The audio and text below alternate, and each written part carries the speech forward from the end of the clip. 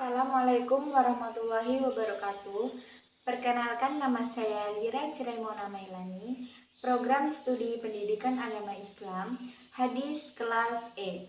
Di sini saya akan menjelaskan tentang 6 hadis, yaitu keimanan, persaudaraan, ikhlas beramal, akhlak terpuji, akhlak tercela, dan larangan menimbun. Yang pertama, saya akan menjelaskan tentang iman atau keimanan. Yang pertama, kita akan menjelaskan pengertian tentang iman. Iman adalah suatu pembenaran keyakinan yang meyakini bahwa segala sesuatu itu datangnya dari Allah Subhanahu wa taala dan dibawa oleh Rasulullah Shallallahu alaihi wasallam. Di sini iman sangat pasti dimiliki oleh semua orang. Semua orang itu wajib memiliki iman, yaitu iman kepada Allah Subhanahu wa taala, yang berarti bahwa meyakini bahwa segala sesuatu itu datangnya dari Allah. Apapun yang ada di dunia ini ataupun alam semesta ini merupakan ciptaan Allah. Di sini saya akan menjelaskan rasa malu sebagian dari iman. Dari hadis yang diriwayatkan oleh Ibnu Hanbal yang berbunyi al-haya alania la bi khair, yang berarti sifat malu tidak akan mendatangkan apa-apa kecuali suatu kebaikan. Hadis yang diriwayatkan ini menerangkan tentang penilaian Nabi Shallallahu alaihi wasallam tentang sifat malu yang disebut dengan sifat baik. Malu merupakan sifat yang tentu saja dimiliki oleh semua orang, kecuali orang yang mungkin tidak bisa mengontrol rasa malunya, karena rasa malu ini sangat mengontrol kita untuk ke hal-hal yang lebih positif. Tentu saja akan menjadi akhlak tercela apabila orang yang tidak mempunyai rasa malu dalam melakukan hal-hal yang negatif. Yang kedua yaitu hadis tentang persaudaraan. Salah satu hal terpenting di muka bumi ini adalah menjalinnya persaudaraan atau tali silaturahmi yang harmonis. Apabila persaudaraan tidak terjalin secara baik, maka akan timbul pertikaian, pertengkaran, dan kehancuran. Oleh karena itu, kita sangat dianjurkan untuk berbaik-baik kepada saudara-saudara kita. Islam mengajarkan bahwa persaudaraan sangat penting. Oleh karena itu, Al-Quran dan Sunnah Nabi Shallallahu alaihi wasallam memberikan pesan dan menganjurkan agar sesama Muslim tetap menjalin persaudaraan.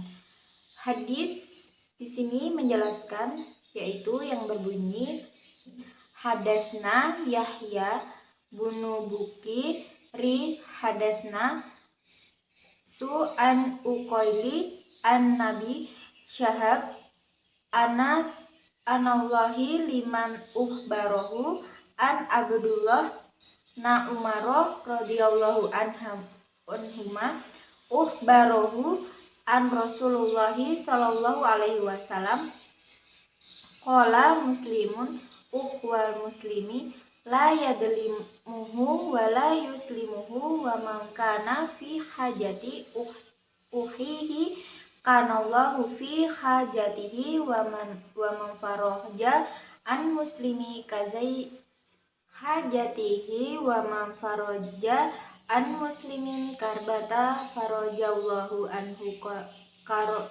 karbatun min karubati yaumil qiyamah wa man satara muslima satarahullahu yaumal qiyamah. Artinya, telah menceritakan kepada kami, Yahya bin Bukair telah menceritakan kepada kami Al-Laits dari Ukail dari Ibnu Syihab bahwa Salim mengabarkannya bahwa Abdullah bin Umar radhiyallahu anhuma mengabarkannya bahwa Rasulullah SAW bersabda, seorang muslim adalah saudara bagi muslim lainnya. Dia tidak menzoliminya dan tidak membiarkannya untuk disakiti. Siapa yang membantu kebutuhan saudaranya, maka Allah akan membantu kebutuhannya. Siapa yang menghilangkan satu kesusahan seorang muslim, maka Allah menghilangkan satu kesusahan baginya dari kesusahan-kesusahan hari kiamat. Dan siapa yang menutup aib seorang muslim, maka Allah akan menutup aibnya pada hari kiamat. Hadis riwayat Bukhari 2262. Kita sangat dianjurkan untuk menjaga tali persaudaraan kepada sesama kita. Karena apabila persaudaraan kita baik, kita pasti bisa saling tolong-menolong, saling menyayangi, ataupun yang lain sebagainya. Karena sangat tidak nyaman apabila kita contohnya saja memiliki musuh. Pasti kita akan nyaman apabila kita mempunyai banyak teman dan juga persaudaraan kita yang baik kepada orang tersebut. Ikhlas beramal. Ikhlas beramal tentu saja berarti bahwa kita ikhlas dalam melakukan amal.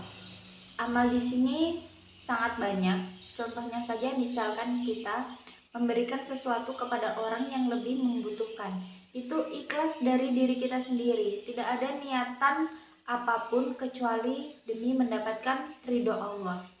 Tentu saja tidak bisa dikatakan ikhlas apabila dalam beramal ada niatan lain.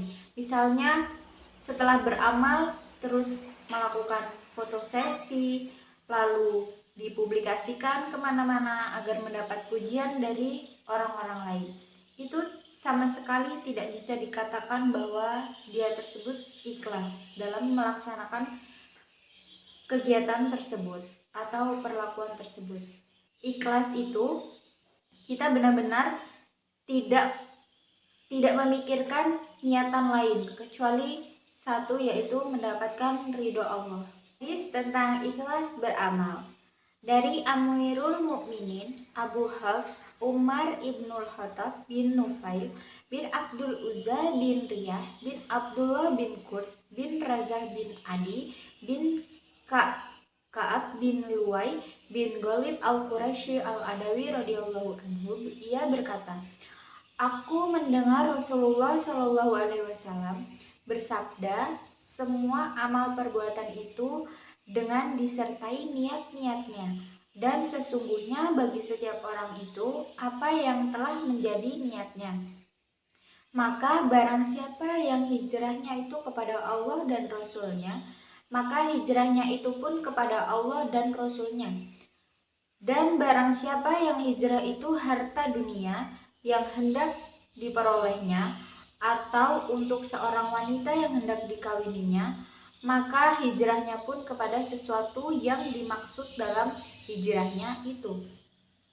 Hadis ini diriwayatkan oleh Imam Bukhari dalam Permulaan Wahyu dan Kitab Iman bab riwayat bahwa amal itu sesuai dengan niat kita sendiri, niat yang baik, dan masing-masing orang memperoleh apa yang diniatkannya. Misalnya kita dari awal sudah niat baik, maka yang kita peroleh akan baik pula. Dan dalam kitab Pembebasan Budak dan juga diriwayatkan oleh Muslim dalam kitab Keimanan bab Sabda Nabi, amal itu tergantung niat. Amal itu tergantung niat, di sini tentu saja sudah sangat sering kita dengar. Amal perbuatan yang kita lakukan pasti tergantung dengan niat kita sendiri. Misalnya kita beramal sesuai dengan niat kita, yaitu niat baik demi mencapai ridho Allah. Maka yang kita dapatkan ke belakangnya pasti akan baik pula, sesuai dengan niat kita yang awal tadi. Hadis keempat yaitu hadis mengenai akhlak terpuji. Akhlak terpuji di sini yang berarti bahwa akhlak-akhlak yang bersifat baik. Contohnya yang pertama yaitu misalnya pentingnya mengenai kejujuran. Jujur di sini sangat-sangat penting, yang berarti bahwa jujur merupakan perkataan dan perbuatan yang sesuai dengan kebenaran. Dalam artian lain, tidak berbohong. Jujur merupakan induk dari sifat-sifat terpuji. Jujur adalah mengatakan sesuatu apa adanya. Jujur, kata lawannya adalah dusta. Jujur yang berarti kita benar-benar mengatakan apa yang terjadi sesuai dengan fakta. Hadis mengenai jujur di sini yaitu yang berbunyi Abu Umamah Al-Bakhri radhiyallahu anhu berkata bahwa Rasulullah Shallallahu alaihi wasallam bersabda, "Saya dapat menjamin suatu rumah di kebun surga untuk orang yang meninggalkan perdebatan meskipun ia benar, dan menjamin suatu rumah di pertengahan surga bagi orang yang tidak berdusta meskipun bergurau, dan menjamin satu rumah di bagian tertinggi dari surga bagi orang-orang yang bak budi pekertinya." Hadis riwayat Abu Dawud dengan sanad yang sah. Orang-orang yang meninggalkan perdebatan meskipun ia benar. Berdebat itu dalam artian lain berbantah-bantah adalah pernyataan yang dimaksud dalam hadis tersebut. Yang kedua, kejujuran membawa kebaikan, yaitu hadisnya yang berbunyi dari Ibnu Mas'ud dari Nabi Shallallahu alaihi wasallam bersabda, "Sesungguhnya kejujuran mengantarkan pada kebaikan dan kebaikan mengantarkan pada surga. Siapa saja yang selalu bertindak jujur di sisi Allah ditulis sebagai orang jujur. Sesungguhnya dusta mengantarkan pada kejahatan dan kejahatan mengantarkan pada neraka.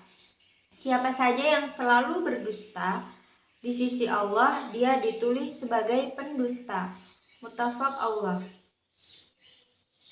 Dalam hadis tersebut mengandung isyarat bahwa siapa saja yang berusaha untuk jujur dalam perkataan, ia akan menjadikan karakternya sendiri. Misalnya, seseorang itu berkata jujur, berarti bisa dikatakan ia mempunyai karakter yang baik.